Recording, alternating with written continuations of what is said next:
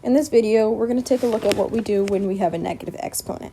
So the rule is that if you have a number raised to a negative power, you make a fraction of it where you put it on the opposite side of the fraction.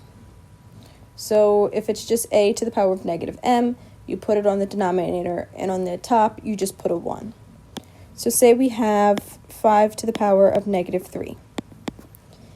In order to change that so that you have positive exponents, you put a 1 in the numerator, and then you put 5 cubed in the denominator. So the exponent stays the same, but it's positive and it's now in the denominator.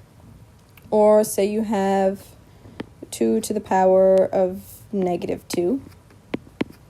You put a 1 in the numerator, and the denominator just becomes 2 squared.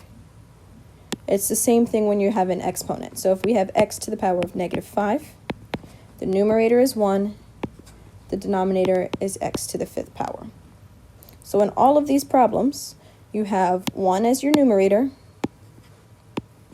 and then your denominator is the same as the original problem. It's just now positive. So let's make this a little more complicated. Say we have a coefficient. In a problem where we have a coefficient, anything that's positive stays in the numerator. So where our 2 is positive, that's going to be the numerator of our problem. Because a to the power of negative 3 is negative, you move it to the denominator. So it just becomes a cubed.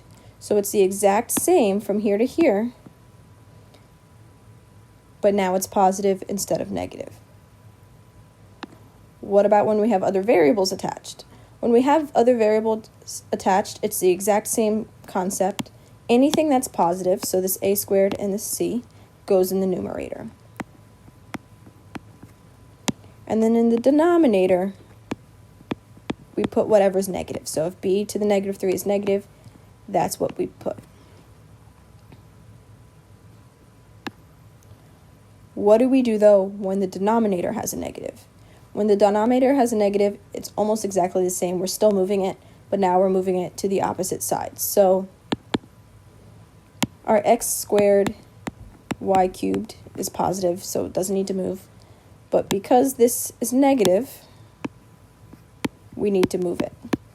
And since it's already on the bottom, we need to put it on the opposite side, which is the top. So z to the 4th goes on the top, and on the bottom, you can put a 1, but it looks kind of silly. Anything divided by 1 is just itself. So that's the same as saying x squared y cubed z to the 4th. So we can use these properties in order to solve a problem like we've seen before and simplify it to its best format. So when we have a problem like this is when we're dividing exponents. Remember what you do is if you have a squared on the top and a to the 5th power on the bottom, in order to simplify that, you simply subtract the exponents. So we still have our 2, and then a squared and a to the 5th power simplifies to a to the negative 3rd power, and then b to the 4th still stays there. So now, using our laws of exponents and what we know about negative exponents, if this number is negative, that's what we need to move.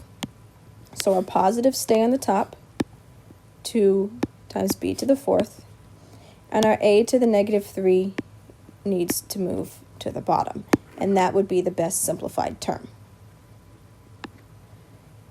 Another problem where you have to use your other laws of exponents is a problem like this. Remember, when you have when you're raising a power to another power, you multiply your exponents. So 2 squared is going to be 4.